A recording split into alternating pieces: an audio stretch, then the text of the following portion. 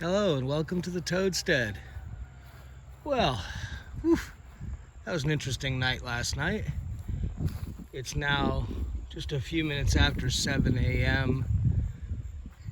Don't remember the date offhand, but this is the first look at the Toadstead in the morning after Hurricane Zeta went through. And fortunately for us, she was a rather small storm, but like any other hurricane, they do damage, and in pockets it can get pretty bad. And just for reference, the video here is pointed towards the southwest, and the track of the storm took it about a mile that way, obviously going from north to south. And we're just kind of taking a peek around, and while we don't see anything horrible, just basically a whole lot of little trashy stuff around. No, not the boss. He certainly spent the night indoors last night with us. Right? Yeah, you can tell he's having a tough morning. We did have some concerns because as we're building our home, we have this construction trailer set up, and well, it's right underneath all these trees. I remember pointing my flashlight out the window, and the solar panels were wiggling pretty good a few times, but it looks like what it really came down to was any dead branches, weak branches, and every pine cone in these trees is gone.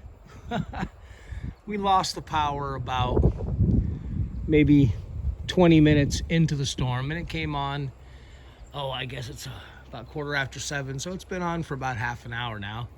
But with the solar array and our backup batteries, while we couldn't do some things, the lights, communications, computers, all that stuff was on the whole time, and we didn't make much of a dent in our reserve power at all. So that worked out pretty good. And we have some additions that, had we been able to get the additions on the solar system before the storm, it would have been even more comfortable. But, it is what it is. Our extra building material storage area, the grow out pen, which that looks, I thought it was a little bit crooked, but it's all right. Probably the only disconcerting thing about the storm was every single pine cone in all of these trees that came down on the airstream. It sounded like a bowling ball. So the first couple of them startled us, but all in all, we did okay. Our tent garage, as you can see, the end is flapping. That's just a Velcro end that pops loose in the high winds. We're used to it, we'll put it back. We don't mind it because that really allows the wind to whistle through it instead of, it being a sail. It just kind of lets the wind through. So, man, we can't complain. We're hearing of some damage, pockets of damage in different places. I know somebody's curious, how high the winds got. Well, I don't have an anemometer here, and in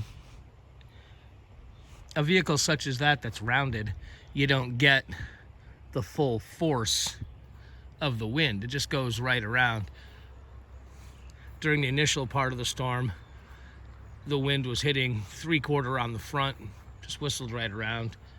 And as the winds, for those of you who understand hurricanes, the winds clock 180 degrees. And towards the end of the storm, we were catching, and there's still some breezes, just really mild stuff. Our neighbor, sounds like they still have their generator on way over there. I don't know if they just are sleeping or they don't know the power's back on, but ours just, like I said, ours just came back on. But over here in the grotto, things got a little breezy. It's hard for you to tell because you don't know what it looked like beforehand, but these trees were all, the trees and vines were a little taller, not so much anymore. But getting back to the winds, I would have to guess that they were somewhere, I don't know, 50s with some gusts much higher. Our neighbor has this large carport over their RV, and it seems to have come through just fine. So, I guess it was our turn. This is, I don't know, third, fourth hurricane that's come our way. And this one tracked about as close as you'd ever want a Category 1 hurricane to track, within about a mile of the house. And the toadstead seems to have come through pretty dang good. The biggest things we were concerned about were the solar panels, that fabric covered garage, and the it's kind of hard to see in the trees, but there's a rather large 2-meter antenna on the back side of that building over there, as well as our little digital antenna. But didn't have a whole lot of the bosses. One thing about storms is that'll humble a cat pretty quick. All of a sudden being outside and independent kind of goes out the window, and the entire front yard looks a little bit like somebody put the world on spin cycle. But everything seems to be okay. We did get a couple hurricane prep practices, I guess you could say, with the other storms, the one that passed the east, one that passed to the west. So if we had to get stuck in the middle of one, I'm certainly glad it was something small, like a relatively weak Category 1. And we're about, oh heck, excuse me, I guess we're about 80 miles from the shore, from that direction. For hurricanes to hit here, when you look at the normal track of hurricanes, how they come up and recurve towards the northeast, they usually will have to travel over quite a bit of land, even though we're only 45 minutes from the coast by car.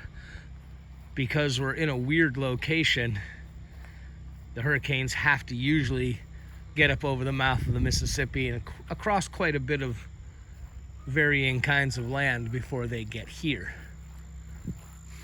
So we've always been fortunate in that respect. We don't take direct hits like some people do from the coast. We get them, but the land gets to chew on them a little bit before they get to us. So, you know, that's it. We've taken a look around the backyard. Lots of little limbs and whatnot to pick up. And the boss is following me around. I think he just, after last night, I think he's just happy to be around a voice. Right, Miles? Or do you see something you wish to go kill and eat? Yeah. Okay. So bottom line, we're fine here at the Toadstead. Got a bit of cleanup. All the neighbors appear to have come through just fine. Power's back on, and by the looks of the horizon over there, it's looking off towards the east. We're gonna have a pretty day. And as a side note, it's actually kind of funny because I was looking at the forecast for later on this week, We just went through a hurricane, and we're probably going to have to put the heaters back in the house because our overnight temperatures within the next 6 to 10 days are going to go below 50. I know, not real cold to y'all in Minnesota and whatnot, but that's chilly for down here, and somewhat ironic to be worried about low temperatures right after a tropical storm. Nope. Thanks a lot for coming along for our little post-hurricane walkabout, and we'll see you next time around.